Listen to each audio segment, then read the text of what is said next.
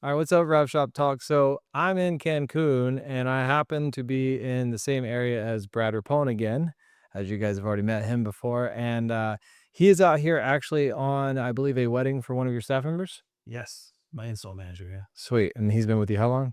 like 14 years. I think that's a goal in itself, is to have an employee long enough that you're attending their wedding and be in a whole different country. That's true. That's true.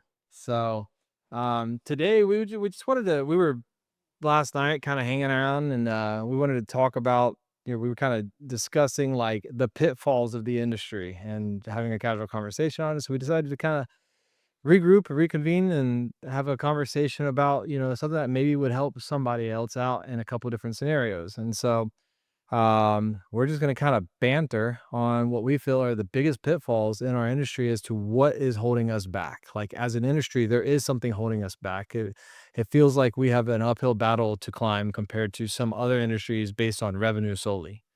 So, what are your first thoughts on what might actually hold a vehicle wrap shop? And let's just call it in the less than 3 to 5 employee range.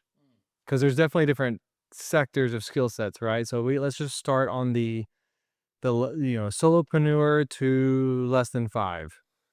Well, I think when you're in that stage, one of the things that really helped me is visualizing what you want and actually starting to be that person now. So in the smaller shops, when you're that small, you're thinking like, okay, well, I'm focusing on being the installer, focusing on creating a great product. But you're not focusing on actually making a space for employees to help you grow. And then you have to be that person to grow. So I would say mindset is big for that and trying to focus on being a business owner earlier earlier in your rap career than later. That's for sure. I think I spent my first 6 years just being an installer, pushing everybody to be better. And that just didn't get me anywhere that I needed to go. Got me to $1 million, but it was the hard way. Yeah. I mean, I think that first, everybody's trying to shoot for that first $1 million for sure. And now that we're past it, it's really not that complex. Yeah. It's actually not like this enigma that's impossible to hit. It's actually quite easy, and it's more down to, I would say, in simplest terms, it's consistency of flow of work running through the shop is the most important part to hitting $1 million. Right. You always have to have the influx and you have to have the out. So somebody always needs to be concentrating on sales and somebody always needs to be concentrating getting out. In the beginning, that's you Yeah. on everything. But the sooner you can replace yourself or duplicate yourself, the faster you can achieve those things. I mean, even with more ease, it's the easiest way to do it, really. Yeah. Do you feel like we avoid it so much because people are afraid of the hiring aspect of, I don't know how to hire that position? I mean, yeah, I think it has more to do with like, oh, we don't get into the vehicle wrap industry because we're business owners and then we jump in. We get into because we've probably done this for somebody else and we jump into owning an own business because we were capped somewhere. So we're relying solely on what we knew worked here and doing it here. So we have a hard time like letting go. Like we're the artist. And that's what the myth is all about, right? It's like us holding on to, if I'm uh, a website developer or website creator, I can't be the one creating all the websites if I want to scale a business. That's just like a job. So in this case, like we're comfortable with doing wraps or designing wraps, all that kind of stuff. And so we kind of stick into that and we have a hard time releasing that because we have to go then do the things that business owners have to do, which might be the more uncomfortable thing because we're new to that situation. Yeah. I think I've seen a huge wave of like people that have the opportunity to grow and scale, and they're terrified to hire the person. Like, that's just been something in the last probably 6 months that I've seen in talking to people, is like, they're just like, well, I really need some help, or I can't. One guy said, I have so much work right now, I can't even handle it. Then that's why you need to hire. And I'm just like, you literally are losing opportunity Yeah. left and right. And what's crazy is, I think if I were to do it over again, I would hire different entirely than what I did. I hired from back of house to front. And I think this is a question that, like you said, what's the vision in your business of what do you want to do? What is your perfect day? And that's kind of what you were alluding to is what would make you happy if you did this every single day. Actually was happier installing than I was doing the administrative duties personally. Right. Not business owner duties, but administrative duties. There's a difference. And I basically built my business where I had all this fulfillment, and then I finally got to the desk, and I was like, "I hate this job." Yeah. Like, I hated coming into work. I had to let the guys in the back fail, but then I had to go do work that I didn't like doing. So if I was to start all over again, especially like that the first guy to 3 employees, first hire, I'm gonna hire a rock star administrator. Like, try to get that killer who can gatekeep for you, write down notes, set appointments for you to do where you're still probably doing sales. That person can kinda sell, but you're probably still gonna do sales at a 1 to 3. Um, and they can set your appointments to organize your day, and then you can set up parameters to say, "I only take calls from this time to this time and the last hour of the day." That way, it gives you all of your today's time to handle your fulfillment, and that'll organize your time in between these gaps. Instead, what I was doing, I had almost 6,000 square foot shop. I'm in the back installing. Johnny would come in for his plumbing van. I'd have to walk all the way to the front of the shop. Yes, sir. Cool. Awesome. I love your van. Cool. Yep. 30 minutes later, go back to the back to work for 30 minutes. And then another guy would walk in. And then Yeah. I've probably spent an hour a day just walking from the back of the shop to the front of the shop. So an admin is by far the most powerful person that you could probably, the amount of bandwidth it frees for you to do what you're best at, I think, is undervalued. I mean, yeah, that's true. It's also kind of like a real how would I kind of word this? Like it's a lower barrier of entry to hire somebody. It's like one of those where it's just me. It's I don't say it's bad tasks, but it's like it's the repetitive task that you can hire somebody else to do that doesn't take a ton of training. To have somebody answer your phones, run your schedule, that type of thing. So it is a very easy thing to hire to keep you more organized.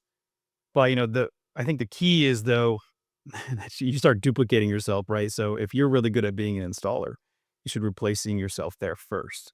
And then I feel like the magic for me was when I had to learn something new because everybody that I usually talk to is usually scared of the whole sales thing, right?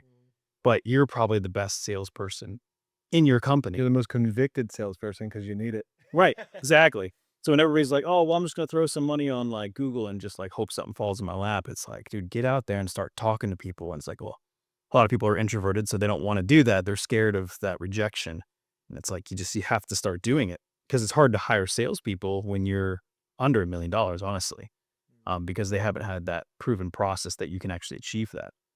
But you have to start learning new things to teach them to other people, so, like I said, that admin process is definitely a good way to start. Yeah. I think, the second thing on hiring that people probably struggle the most with is accountability.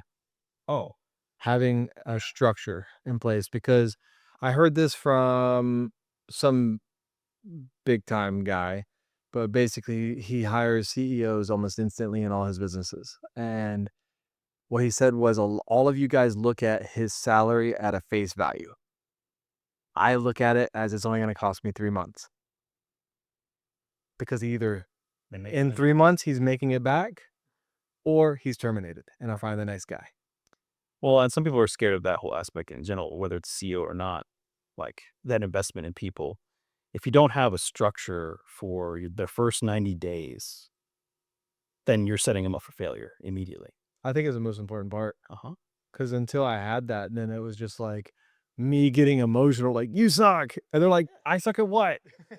So, like, we made a whole bunch of training for all of our people, but lately, in the past, like, year or 2, we've revamped all of our training to organize it into your first 90 days for every position, each week, broken out every week, and that way, it honestly weeds out those people. So if you're scared to hire somebody, that's the best way to weed them out.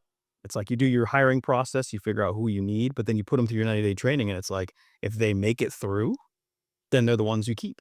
Yeah. They don't make it through, cool. It's no big deal. Go hire the next person. Mhm. Yeah, it takes all the baggage too off of it. One is not emotional to terminate or hire people. Two, it's an indicator whether they're coachable or not. It's probably the most important part. Oh yeah, have them coachable.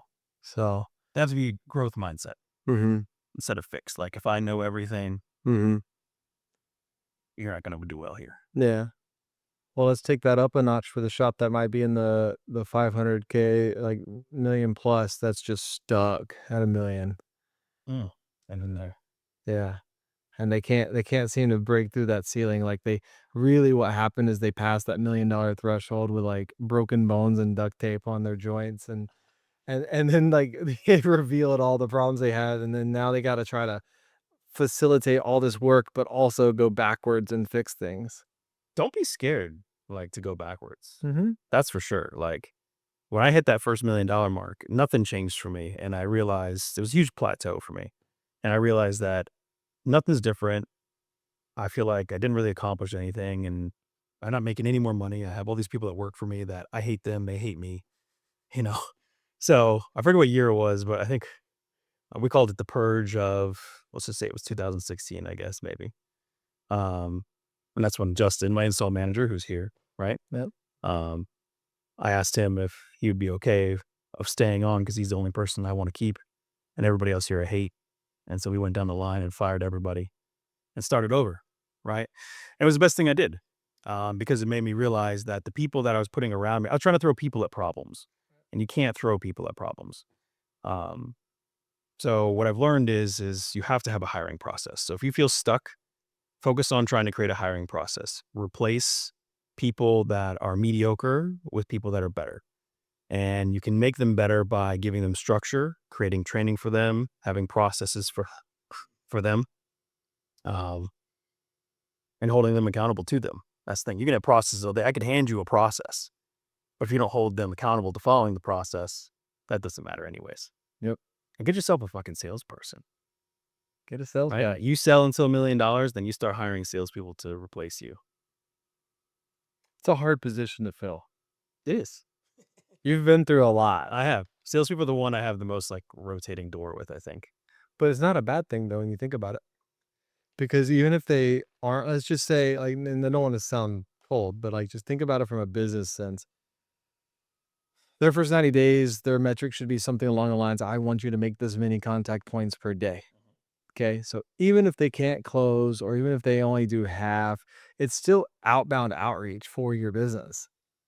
And then I've had the case where we have closed a sale after that person was terminated, therefore there was no expense against it outside of their hourly, right? There was no commission upon close, because they were in their first 90 days, therefore they're not on solely commission at my shop at least. I don't know how you have yours structured, but um, we pay the upfront of their salary for the first, we give them runway to get their momentum, and then it's you're in the air and you're sole commission.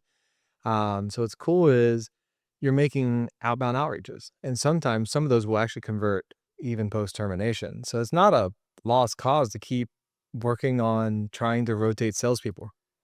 Yeah. Yeah, definitely. There's still something out of it. Well, there's that, the reason why you're having some that come through later is usually because somebody's planting seeds and some things pop up sooner rather than later. Some pop up later.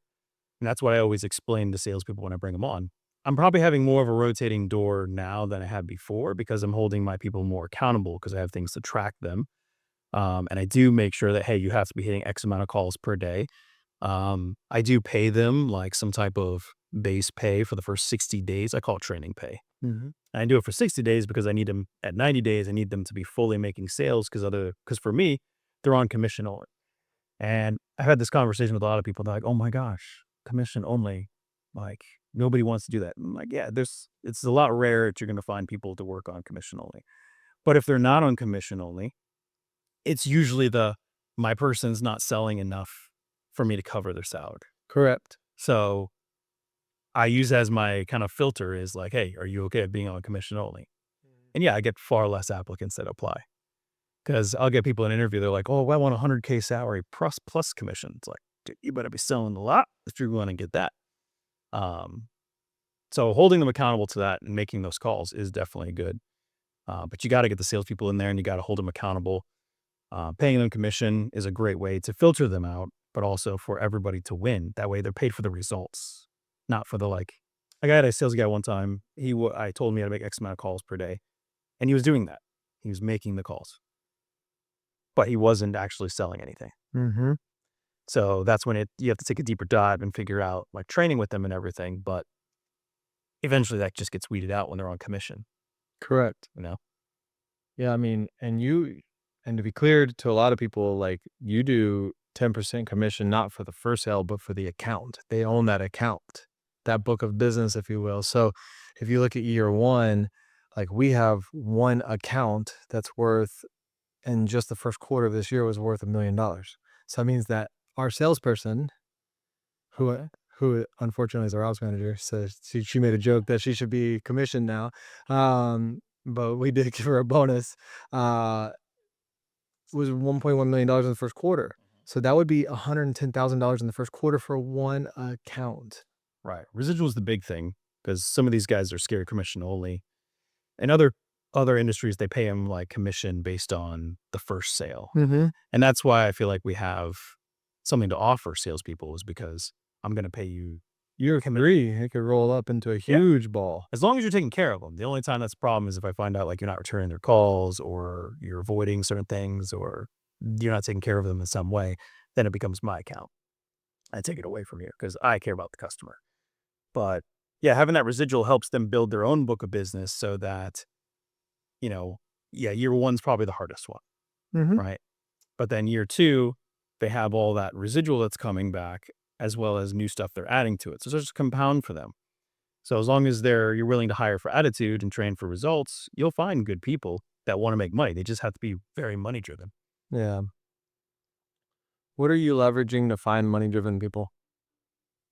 Like, what I know you're big into, like, disc profiles and stuff, but, like, what are some of your tools or tips that you do to find that type of hunter rather than fisher?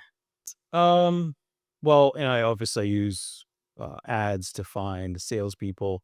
I screen them with disc profiles. But if I'm like out in the wild, it's going to be more of like if somebody calls me nowadays and they're trying to sell me something, You reverse it on them. I try to see what they're made of, yeah, and then Mhm. see if I can confirm. I haven't had anything successful that way, but I've met people at like Starbucks before that are working as a barista and tried that route as well.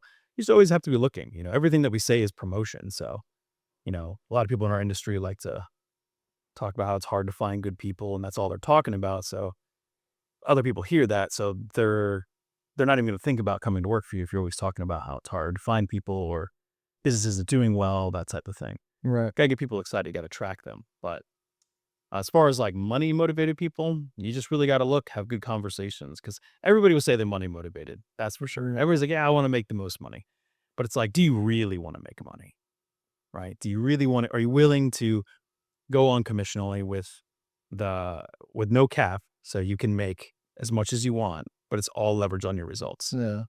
It's harder to find those people, but Yeah. it's good. I actually saw a clip this morning. It was a football trainer that helps kids go from like high school to college. Mhm. Like, and he just said, "Are you hungry or do you just want to eat?" Right. And he said, "I can take a kid who's hungry and do anything." He goes, "But a kid that just wants to eat is going to sit in the kitchen and wait for mommy or daddy to make a bowl of cereal for him.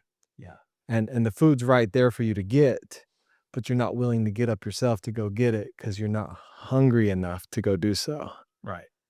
You have to inspire people too. Like people can be hungry, but you have to attract them with the offer that you're providing them. They have to see that there is that if I dedicate myself to what you have, they have to believe in your business that they can actually achieve whatever you're showing them that they can achieve. So if I'm like, hey, I want you to sell a minimum of $1 million a year, and that's 100K to you, that's what I want your base to be.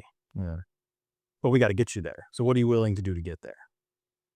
Well, with that, actually, we could go into what are your thoughts on offering too many services then? Because we have a very wide gamut in our field that we can offer. Yeah. Yeah, I've played that game, and I know everybody's different because everybody has location, thing. What's hot in your area, what you want to even offer. For me, like I'm strictly commercial vehicle wraps. I tried to offer, you know, window tint PPF, which I think that was mainly what you guys were doing, right? And it just seemed like we were too many more processes in different places, too many more moving parts. Those extra products that we started offering, more film based stuff. It just didn't feel like it was worth the squeeze for what we were doing. I mean, we were even offering personal wraps, and we started cutting all those things and just start refining exactly what we're doing, identifying who our ideal customer is, and just chasing that more and focusing on the thing that makes us the most money.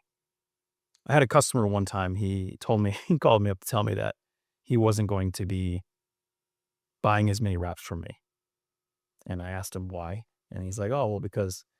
He paid, it was a long story, but he paid like a CFO, an outside CFO to come in and audit his business. He's an HVAC guy. And pretty much at the end of his audit, he um, showed him on his report that I guess what he does is something called home warranty work. I'm not too sure exactly what that is, but he's like, you do this thing called home warranty work. That's like 51% of your business, 51% of your revenue, right? But it's only like 1 or 2% of your profit. Yeah. Okay. And so what he was recommending to him is that you cut this, which is pretty ballsy, right? You cut this, that's 51% of your business. That way you can focus on the thing that's making you the most money, Details. right? It's like pruning a plant, Mhm. right? So that's what he did. He cut that whole thing. So he like cut his business by 51%, 51% less people, trucks, headaches, management, insurance, all that kind of stuff, and focused on the thing that was making him the most money. And he made like, I think he called me the next month and he's like, yeah, my profit's up by 400%, like because he focused on the thing that Yeah. was making him money. Right. And that's scary for some people to do because they're focusing on the revenue, not the profit. Mhm. And that's what we really need to be focusing on. That's the profit. Yeah.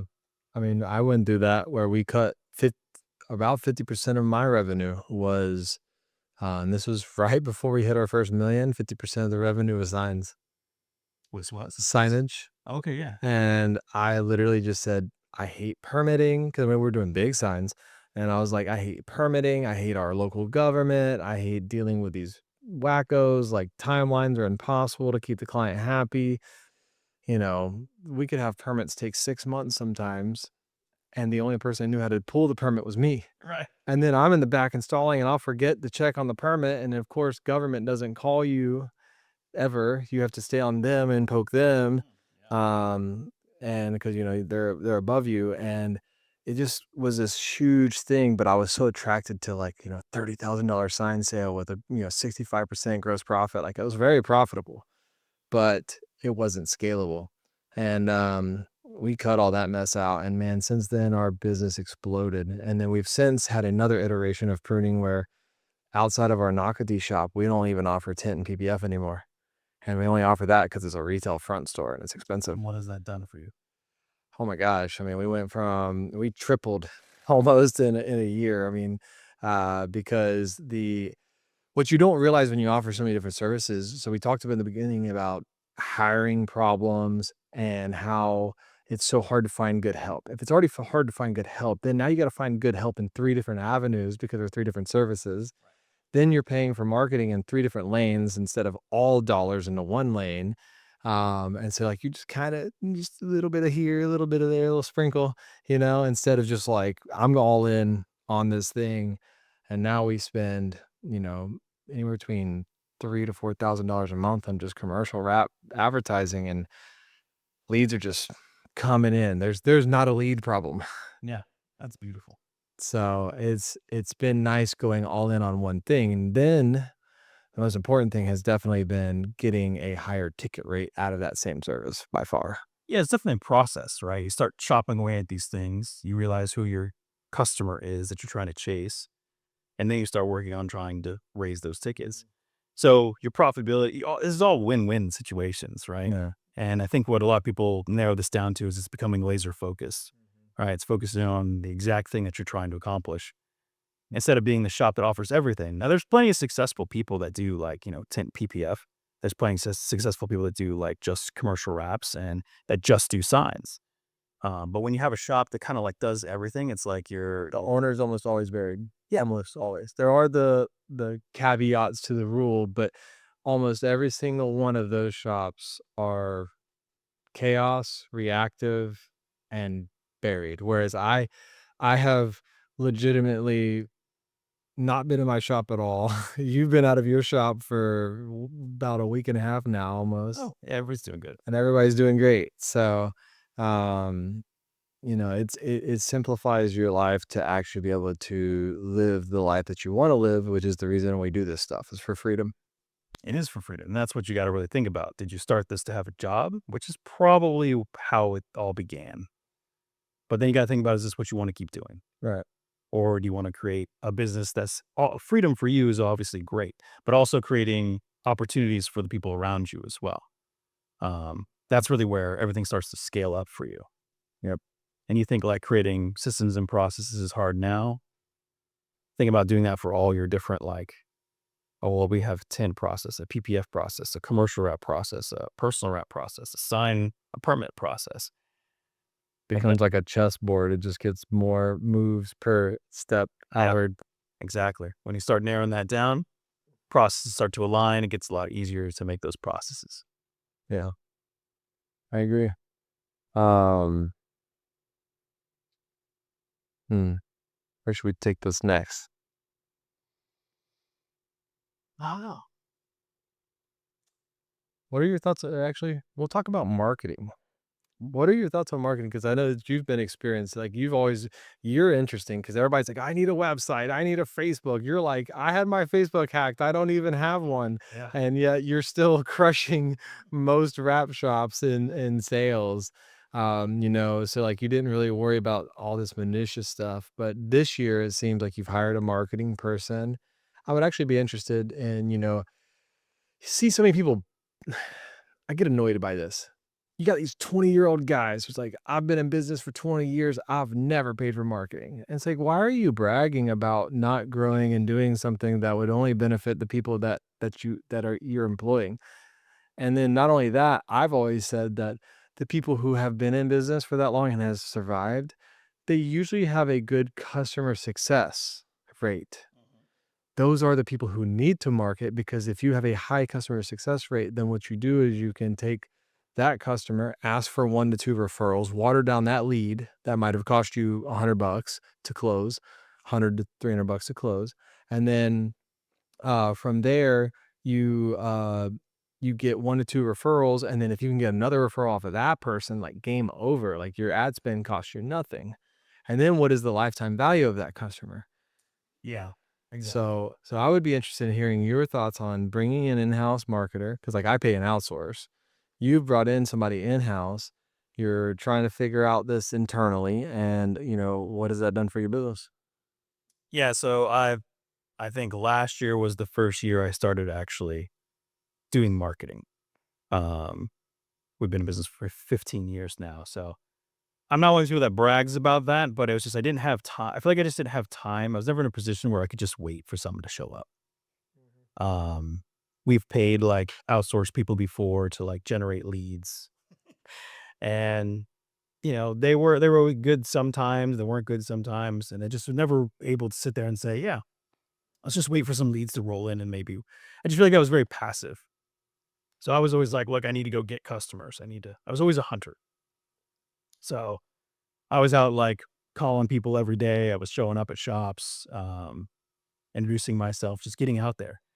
My mentor always said business is a contact sport, so get contacting, right? So that's how I did it because everybody else, all my competition, was waiting for the lead to come to them, which to me, that's the easy thing, right? Someone's interested, that's an easy sell. Um, so I was always going out there trying to get the jobs that I wanted. And the customers that I have now, that are probably my largest customers and my best customers, are all ones that I've gone out and got myself. Mhm. Um, so, but I want to start to multiply this. And so I've realized that I'm not gonna be able to multiply this if I don't do marketing. And I'm expanding my sales team and I'd like to make it easier for them to make sales. So I'm trying to give them hot leads as much as possible. So I did bring an in-house guy in, and the reason why I did it in-house versus hiring another company outside was because one, I want shouldn't be doing this, but I was combining a position where I want this person to know us. And you hire these guys outside your industry, and they're just like, yeah, we're just going to recycle the same thing we do for everybody. So I have him in charge of doing like social media posting and things like that, capturing what we do, but then also understanding like things that we're trying to push and analyzing. His whole job is just to focus on all the ads that we're running and figure out which ones are performing better and which ones are not. And then allocating the funds to the ones that we're getting the most return on investment from. And it only can happen from having KPIs That can only happen. and for being able to track that. Yeah. So, yeah. I mean, so it's had a good benefit for your business though? Yeah. It's actually opened my eyes a lot to, I guess, what these other companies do and how they just kind of take their hands off of it and just kind of be like, yeah, I sent you some leads. We're good. Because I remember getting on a call with people and they're like, yeah, look at all these clicks. Look at all these things that we've done for you, right? And they're just like, they're jazzed. Like, wow, this is really good. And I'm like, but we haven't fucking sold anything. Mhm. Right. So now, I'm monitoring this weekly with my guy. He shows me this report. We look at it together and we make decisions on how to move forward. And we see how many sales the sales guys have closed, how many appointments they've had. We're watching all this stuff so we can create our own formula on how many calls to make, get to this many appointments, how many leads, and what that return investment is so we can crank up, you know, spending 10K a month if you want No. on advertising and then knowing that you're going to get 100K in revenue back. It also helps create the formula for the sales guy, Mhm. meaning like this many contacts equals this many dollars. Right. It's a training tool No. because like one of my sales guys right now, like last month, I forget how many appointments he had, but he had a decent amount of appointments. And it's like, how many of these appointments did you convert? Zero. Mhm. So is that a lead problem or is that a Yeah. sales guy problem? Yeah. And also the biggest misconception I see because they don't dig into the data is people think that you turn on marketing, you get sales. Oh yeah, no. Leads are work. They are not customers. And the biggest thing you should do with your leads is follow up. Yes. Fortunes in the follow up. Oh my gosh. Yeah. I mean, literally, I just see it every time where they're like, the marketing agencies, they like we see this with Torque all the time where, people just don't follow up. They don't have a sales process. They don't have at least some form of lever to gain, leverage throughout the day to re-hit that customer, even if you forgot to. Uh huh. And the, you know, the amount of work, I mean, we have leads that came in 6 months ago that still convert. I mean, if you don't follow up with that, I mean, just your cost of acquisition, conversions and stuff are very interesting whenever that process is that far out. And I'm still trying to figure out like how far out until you give up on it. Like, cause you kind of like, I bought this lead, but how long do I beat this thing down for? I always feel like you're always going to be my customer at some point. Yeah. Maybe it's not today, Yeah. right? But at some point in time, you're going to be my customer. So we continue to follow up and really pretty much until they say fuck off, Yeah. right? We get pretty creative with it where if the lead comes in, we'll add them on Facebook. We'll be hitting love on all their posts on their Facebook. Like, gosh, they make this guy go away. It's like they just downloaded a virus. Like they just see Yeah. design it everywhere. Well, yeah, that's important. You have to create that so you follow them everywhere. So that your ads start to follow them. You start to call them because once they start seeing you everywhere, it's like they're just attracted to you. Like you want to the way you do your marketing and your calls and everything is that you want to make it so that you're the only guy in town Mm-hmm. because your competition isn't calling you, Mm-hmm. right? They may call once, but they're not Yeah. calling them back several times over. I have it to where if they said, "Yeah, hey, we went with the other guy because he's cheaper than you." It's like, "Cool, thanks. Let us know how it goes, and when you're gonna get those done. Yeah. We'll call him I back, will call them back. and we'll say ask Yep. him how it went. Did he get it done on time? Is there anything falling Mm-hmm. apart?" We always let them know that we're here as a resource for them if they ever wanna kinda, like, spot check something. Mm-hmm. We're not doing it in a dishonest way and being like, "Hey, that guy sucks." It's just more of like, "Hey, if this guy says this is normal, we'll either agree with that or we won't. Yeah. But you can ask us and we'll tell you." No, I mean, so many people are scared to call a customer back after they lost it. Um, we've always called them back for two reasons, which is why didn't you pick us to get the feedback? And I got that from you, which is like, when are you getting it done to call them after it? Because sometimes, and I'm sure this happened for you, Huh? can we just go with you because they still haven't scheduled it? Mm. It's still there. It's still there. But that comes down to knowing what you're trying to sell too. Like, if you're doing commercial like what we are, right? I think speed is important, and having those systems and processes and being organized is super important. Over communication is important. And I think a lot of people don't focus on that. So that's what we try to focus on. It's like, hey, have they scheduled that yet? How long has the vehicle been at their shop? Mhm. Was it when you picked it up? Was everything correct? Yeah. Or is it falling apart now and you got to take 'Cause it it could back? be 1 of 10, Yeah. and they're just like, "No more, 1 of 10, I'm out, give me back my money, I'm going over to trade wraps or design it." I've had people even just come back to me years later, Mhm. and they're just like, hey, okay, finally, after all this time, we're tired of using this guy. We're going to use you. Mhm. That's why I always tell people, you're going to be my customer eventually. Mhm. And I try to make that a positive thing. Like, it's okay. If you want to use them, that's fine. Maybe it's just not a good fit right now, Right, but you'll figure out what you don't like by using him. right. Awesome. Well, I think this was great. I mean, this was a fun little just powwow, just wanted to Off the cuff. off the cuff, no script, just wanted to chit chat about some pitfalls in this industry, and I mean, it really does come down to sales and marketing and hiring. Hiring's, yeah. And I think that our industry has the fulfillment side for the most part figured out. Oh, yeah. The I'm sure skill installers. the skill of the install and production is phenomenal. That's where all the focus on 3M, Avery, all these guys has been. There's been 0 business know-how. It's ridiculous. Um, and we're trying to lead the way on that as much as possible to try to help other shops escape the rat race. So Exactly. cool, man. Well, as always, it's a pleasure. It's always fun hanging out with you. So hopefully we can continue eating some good food and get home eventually. Beautiful. All right. Peace.